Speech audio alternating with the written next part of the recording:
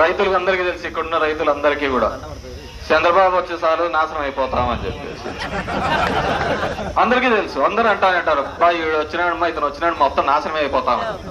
మళ్ళీ ఎలక్షన్లు వచ్చారు వల్ల మళ్ళీ గుద్దిపోతాం. అందరికి జనాలందరికీ తెలుసు ఇతను వచ్చా అంటే కరువు ఉంటా అంటది, ఇతను వచ్చా అంటేనే ఎత్తిపోతాము, జనాల దగ్గర డబ్బులు ఉండవు, ఏమీ ఉండవు, అన్ని ఉత్తర అతనే దోచేస్తున్నాడు అని చెప్పేసి మళ్ళీ ఎండ్ ఆఫ్ ది డే వచ్చేకల్లా ఎలక్షన్లు వచ్చేకల్లా డబ్బు. కాబట్టి అతనికి అలవాటు అయిపోయింది, మనకు అలవాటు అయిపోయింది. మళ్ళీ 5 ఏళ్ల తర్వాత ఇదే తిప్పలు తప్పటాలి అనమాట. ఈరోజు చూసినామంటే ప్రతి హామీను దగ్గర 143 వాగ్దానాలు చేసినాడు. 143 వాగ్దానాలు చేస్తే దానిలో కరెంటు బిల్లు పెంచుతున్నారు, నేను వస్తానే పెంచను అన్నాడు. అప్పటికి ఇప్పటికి చూస్తే ఏ విధంగా మీకే పెరిగినాయో తెలుసు అంట. అంటే ఇప్పుడు నొప్పి వచ్చినప్పుడన్నా మీరు తెలుసుకోవాలా. మనకు నొప్పి అయినప్పుడన్నా జనాలు తెలుసుకోకపోతే ఇంకా అట్లే ఉంటుంది. ఏదో బర్ణాలు పట్టిస్తా అంటాడు, వస్తాడు ఏదో ఒకటి అట్లా బర్ణాలు పట్టేయడం, ఎన్న పట్టేయడము, మళ్ళీ మనకు మెత్తగా అదేం కాదు లేప్ప ఏం కాదు తెలియదు లేప్ప. 15,000 కోట్ల రూపాయలు మనకు ట్రూ యాప్ ద్వారా ఛార్జ్ ద్వారా చేయడం జరిగింది.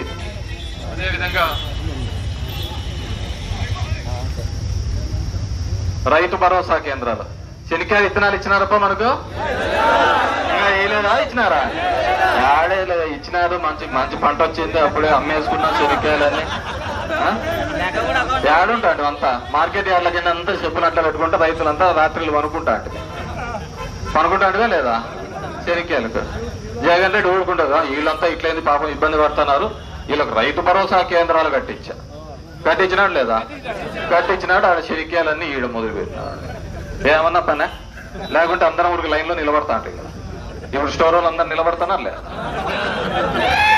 ఎవరైనా ఇంటికి అడిగి ఇచ్చారా?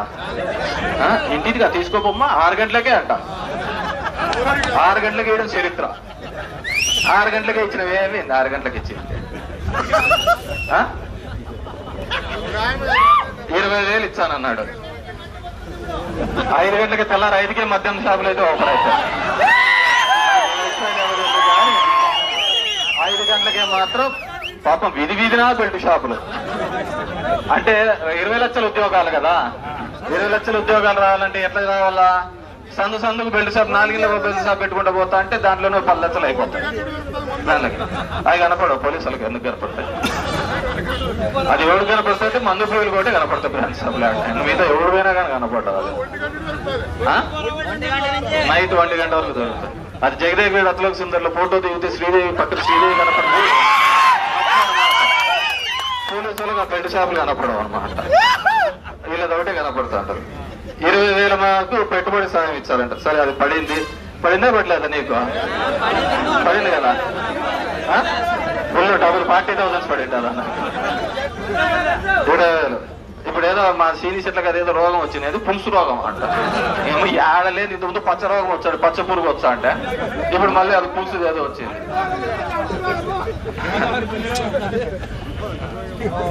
అట్లా మనల్ని మోసం చేయడం జరిగింది. ఇప్పుడు 20,000 ఉన్నాయి కాబట్టి ఈసారి పండగ ఇబ్బంది లేదే ఉంటుంది.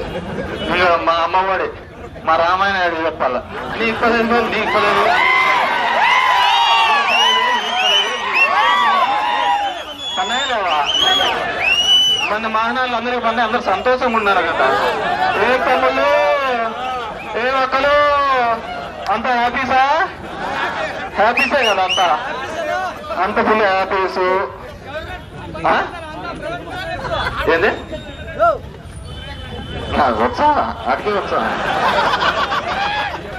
నీకు 10,000 పడింది. అందరూ హ్యాపీసు. పూతరేకులా అన్నట్టు మనోళ్ళు అడిగారు. మా నాయకులందరినీ పక్కన పెట్టి మిమ్మల్ని ముక్కు పెట్టుకుంటే వాడేదో రామన్నాడు పూతరేకులు ఇచ్చారు. మీరట్లా కంప చేప చుట్టేస్తే మేమంతా ఏమైపోలో చెప్పు. అదే 5,000 ప్రతి నెల ఇచ్చుకుంటా వాలంటీర్లకు సేవ చేయడానికి ఇస్తే నెక్స్ట్ బుద్ధి చేస్తా ఉంటే చాలు తేడనేనా? ఇంతమంది లీడర్లందరినీ పక్కన పెట్టి మీకు చేసినాడు. అవునా కదా? వీళ్ళందరూ వద్దు, పాపం జనాలకి ఇబ్బంది జరగకూడదు, నాయకులందరినీ పక్కన పెట్టి మిమ్మల్ని చేయొచ్చే. మీకు 10,000 నెలకల్లా చేప చుట్టేచ్చే. ఇంక ఎవరికంటే ఉండేది? సో 15,000 అందరికీ పన్నాయి. నీకెంతమంది పిల్లలు? నీకు 30,000 ఇద్దరు. జాగ్రత్త, కమ్మలు కొనుక్కుంటాను. బంగారం రేటు పెరుగుతుంది. ఇంకోటి ఆడబిడ్డలని, ఇది 18 సంవత్సరాల నుంచి 59 సంవత్సరాల మధ్య ఉన్న మహిళలకంతా 1500, అంటే సంవత్సరానికి 18,000 ఇస్తామని చెప్పి చెప్పాడు. పడిందా 18,000 అందరికీ? మందుకంతా నువ్వే లెక్క కొట్టేసినాడు మోనా ఇంట్లో, వీరి వాళ్ళ వాడి ఇంట్లో లెక్క అంతా కొట్టేసినామంట కదా. 1500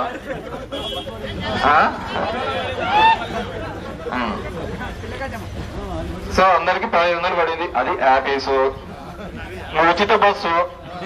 రోజు ఎవడన్నా టికెట్ అడిగినారంటే బాగుండదు చెప్తానా, చంద్రబాబు చెప్పినాడు. అది ఉచిత బస్సు,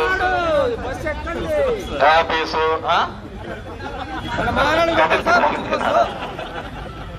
మొన్న మా పంటకు కూడా అందరూ అదే దాంట్లోనే వచ్చినారు, ఫ్రీ బస్సు. మీరంతా ఫ్రీ బస్సే కదా, ఇంట్లో మీ ఆడవాళ్ళంతా ఫ్రీ బస్సు, మీరు వెనకాల మోటార్ సైకిల్ వస్తారు.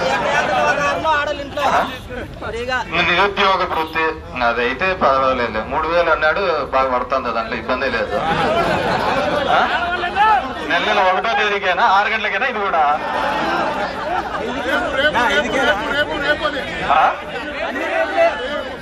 ఎన్ని గంటలకు అదేదో మనం దీని మీద రాస్తా అంటాం చూడు, ఇంతకుముందు పల్లెలలో. ఇంతకుముందు కూడా 3000 ఉంటాయంటప్ప, పెరిగింది, కాస్ట్లీ కదా ఇతను. ఇంకా 50 ఏళ్ళకే పెన్షను, బీసీ ఎస్సీ ఎస్టీ మైనార్టీలకంటే 50 ఏళ్ళకే 4000 పెన్షన్ ఇస్తామని చెప్పడం జరిగింది. ఏం పిల్లయా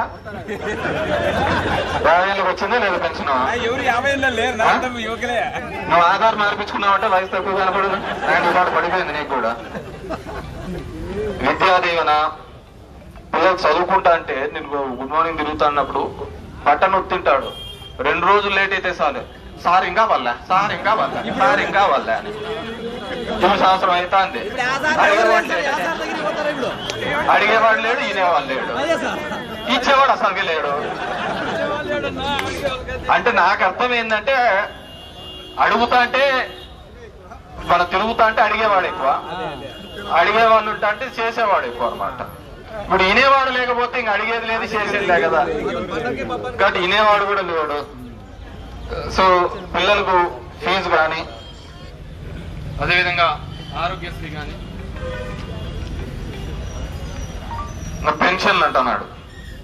ఈ మధ్యన మనము ఎలక్షన్స్ టైంకి 66 లక్షల పెన్షన్లు వస్తాయి, ఇప్పుడు 62,90,000, అంటే దగ్గర 4 లక్షల పెన్షన్లు తగ్గిపోయినాయి. సంవత్సరంలో అయితాంది, ఇంతవరకు కొత్త పెన్షన్ ఇచ్చినది లేదు. ఏమంటే మా పుల్లయ్య లాంటి వాళ్ళకి 50 ఏళ్ళ పెన్షన్లు తప్ప ఎవరికి కానీ వచ్చిన దాఖలా లేవు, అంతే కదా. 50 ఏళ్ళ పెన్షన్, ఒక పెన్షన్ కొత్త పెన్షన్ ఇచ్చినది లేదు, సంవత్సరం దాడుతుంది. నాకు తెలిసి ఒకటే ప్రోగ్రామ్ సక్సెస్ఫుల్ గా జరుగుతుంది ఈ రాష్ట్రంలో. ఏంటంటే అమరావతిలో నీళ్లు తోడే కార్యక్రమం. మోటార్లు ఎప్పుడు రన్ అయితేనే ఉంటాయి, ఈ సంవత్సరం పాటు ఎప్పుడు నిలిచిపోలే మోటార్లు. రెండోది అది కంటిన్యూస్ ఇసుక మట్టి అంతా